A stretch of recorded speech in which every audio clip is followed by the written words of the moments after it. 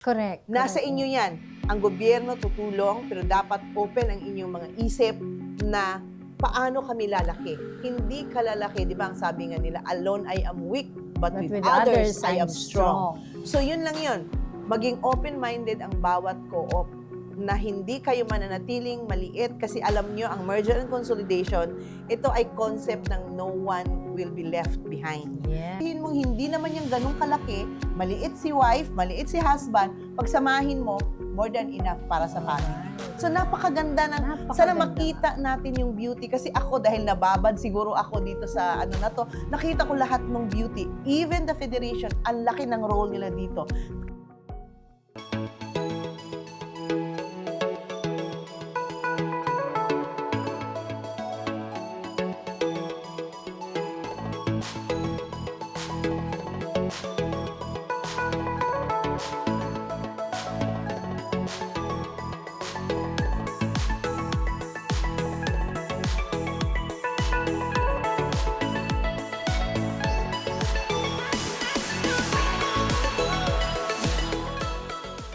It has been in the record of the city that some of the transport cooperatives during time na mayroong mga 2022, 2023, medyo nag-decrease ang resources nila, nag-decrease ang mga assets nila, even the net surplus.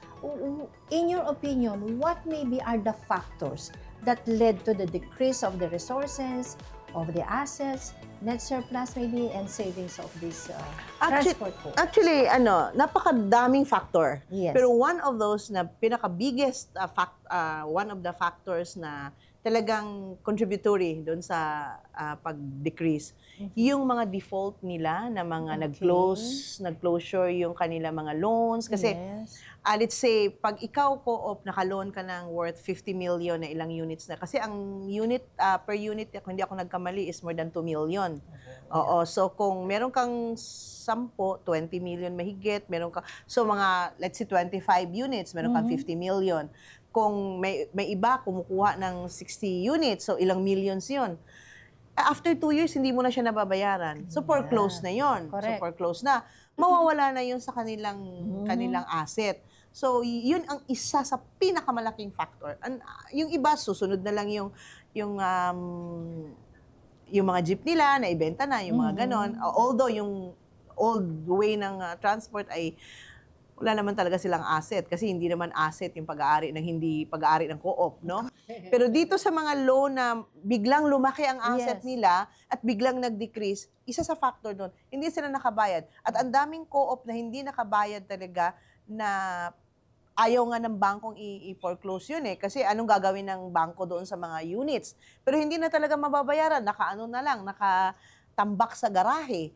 So, one of the biggest factor talaga is that so default. mostly, ma'am, yung mga loan defaults na Yes, yan. wala, no other, Yes, so precisely. Kanya nga sabi mo kanina, it came to their surprise, this program, the modernization program. Plus the fact, ang laking capital requirement pala niyan, ma'am, no? Yeah. Ng pag-acquire ng mga units, no? It takes millions na dating hindi nila hawak. Hindi nila hawak. Ngayon, ito, hawak na parang nila. sila, ang tawag dito, na-shock ba? Na-shock sila. Na-shock sila na, ano ba to? Hindi. At saka yung 300, 200,000 a day? Yes. Isipin mo yun kasi meron kang, let's say, 50 units na tumatakbo. So meron kang 100,000 a day na hindi mo naman yan dati nagagawa. Akala mo, siguro baka pag nag-meeting sila, ano na yung mga meeting sila, grabe na, no? Yes. And then, bili dito, bili doon. Kasi wala naman silang financial management. Correct. I cannot blame them. Kanya, parang hindi lang siya culture shock, financial shock. Exactly. As in, shock sa lahat ng bagay. Yeah, shock siya sa lahat ng bagay. Imagine handling these millions of funds. Yes. Na versus previously, ang hawak lang yan, 50 pesos per day na daily juice. Hindi, walang 50. Director, walang 50. Pinakamalaki na yung 25 pesos. 25 pesos. Kung meron kang malaki 100, na pala yung 50 ang alam yes. ko. Walang 50. 25. Kasi hindi magbibigay ang operator ng 50. Sinaswerte. So, yung kung meron kang 100 units na jeep, sa 25 pesos each, that's only 2,500. Yeah. Oo. Anong, yan diba? lang ang hawak nila Yun ang hawak dati. mo. Oo, i-rental mo ng ganon. Sweldo ng tapos mga tao biglang mo. dating itong Biglang 100,000. 200, 300,000. Meron ako nakausap, Everyday. ma'am, 200,000 a day, biro mo yon. Tapos, nag-a-allowance na yung mga board ng pagkalaki-laki. Correct. So, hindi, so yun, Kaya napakalaking bagay talaga. Ma'am, isa na- talaga, number one na factor. Yes, napakalaki talagang bagay Biro mo, niyan. Plus, magkano yung ibinaba? 3 billion something eh. Yeah, Oh. 3.2 billion. Saan naman kukuhanin Yeah. yun? O, di ba? Oo. So, Kanya yung financial literacy na sinasabi mo, sana ito talagang ma-adapt nila. Ma-adapt nila yung knowledge. Hindi lang basta sila ay nag-attend ng training tapos na. hindi oh. Kailangan i-adapt at i-apply nila ito how to really manage their funds. Bago natin masabi na successful ang Correct. programang ito. Oo. Baka po kasi pare-pareho tayong nagsayang ng oras, ng resources in educating these people and then wala naman pala sa isip at loob nila. So you really have to adapt. At sabi nga ni ASEC, yan, binigay na po. In as much as CDA is concerned, we have given them the support, technical, financial, and training. So nasa inyo na po, i-sustain natin yan. Now, ASEC, we would like to get your insight na bakit nga ba ganun dapat ang CDA ka-aggressive in Kasi ang CDA supporting. naniniwala na ang programang ito ay napakaganda sa bawat Pilipino. Yes. Dahil Yes, ang CDA ay nangangarap na isang araw ay meron na tayong professionalized modern transport cooperatives. Wow. Naniniwala tayo na ito ay viable. Pero marami tayong dapat gawin at pagdaanan bago natin to ma-realize. So I hope na ang lahat ng mga nagpapatupad sa gobyerno sa transport Sana. modernization ay seryoso at sincero na gawin ang dapat gawin para maging successful ang programa. Correct. At alam mo, ma'am, parang nai-imagine ko, di ba bakit yung mga nasa ibang bansa, kaya nila? Nakakainggit talaga. Nakakainggit, ma'am. Totoo lang, nakakainggit. Yes. No? At sana yung sinasabi mo, sana nga.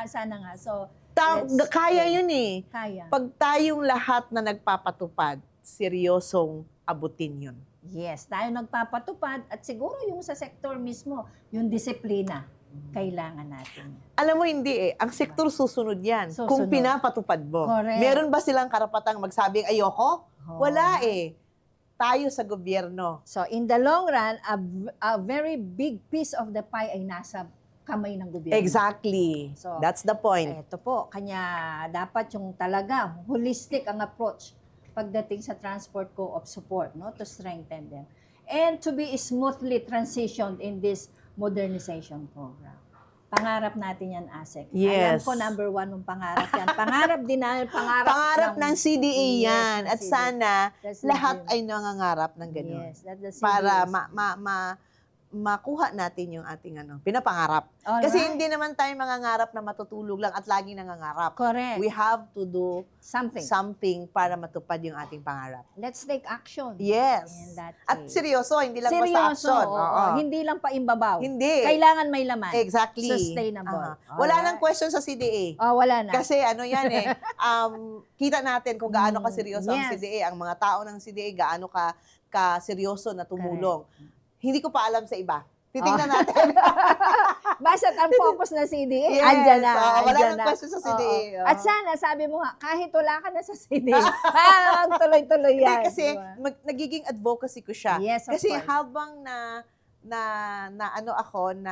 yung lagi ko silang kasama, narinig ko yung mga hinaing at yung mga gusto din nila, meron din silang Yes. pangarap eh. Na-hook ako na, wow, ang ganda pala nito, ang laki ng impact. Hindi lang basta sa kanila, Mhm. kung hindi, pati sa mga riding public, pati yung pamilya nila and the community. Yes. Sabi ko, ang ganda, kaya na-hook ako. Sige, advocacy. Nahook ka, ma'am. Nahook na rin kami. Alam mo kung bakit? We have been a witness pagkakahalubilo natin sila. Oo. Pagkakamit Kasi natin isa ka sa sila. team eh. Yes, no? The appreciation is there. Oo. Makikita mo sa kanila the excitement of applying all principles. And grateful sila.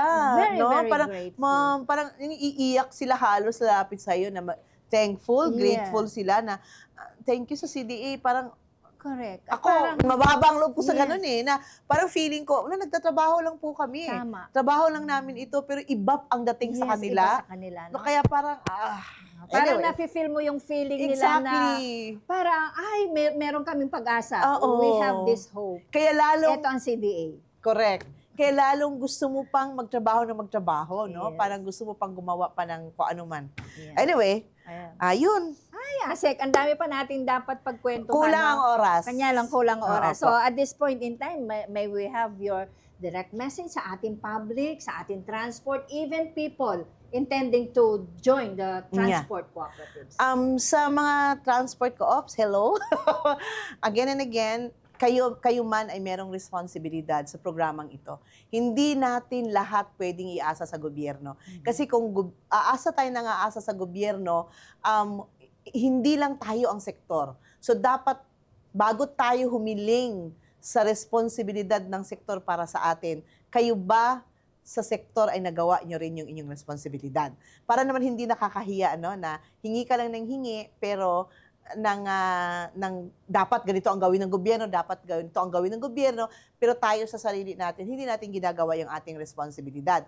Grab the opportunity na ang CDA ay nagbibigay ng training. At kung meron mga training outside from CDA na nakikita yung kapaki-pakinabang sa inyong mga cooperative, go for it. Walang limit ang education. Walang limit ang learning. So, sa inyong mga sarili, sikapin ninyong matuto kayo with the help of the government and other non-government institutions na pwede namang tumulong sa inyo at practice the good governance. Sayang ang education na inyong matutunan kung hindi nyo ipapractice. Good governance is the key for you to success sa inyong mga ginagawa ngayon. Tulong-tulong kasi ito hindi pwedeng one way ang buhay. Laging two way yan. May ibibigay kayo, pagbibigyan din kayo. So again, naging advocacy ko kayo dahil sobra akong nahook sa transport co-op, napamahal sa akin ang transport co-op. Magkita-kita tayo, hindi naman ako aalis sa inyo.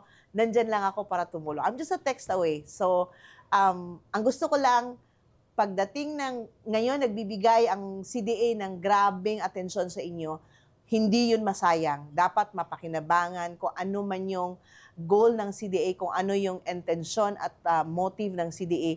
Sana yun talaga ay makuha ng CDA sa inyo. Paano masabi ng CDA na nakuha at naging deserving kayo sa mga binibigay na hindi lang ito pera ang pinag-uusapan, effort. Gigising ang mga CDA personnel ng madaling araw para marating kayo. Matutuwa ang CDA 2 years, 3 years from now. Kayo ay compliance na lahat, kayo ay professional na pinapatakbo ang inyong mga kooperatiba. So yun lamang po. Maraming salamat. Wow! So, big assurance and very inspiring message from our ASEC, the head of the Public Utilities Cluster. Sana nga, ma'am, no? Matupad yung ating dream. So, come on, join na po sa cooperative movement with the assurance of our ASEC here. Kami po ay nangangarap talaga for all of you, for all of us. Thank you very much, Thank you very much. Magandang araw po sa Magandang inyong araw sa lahat. Thank you very much.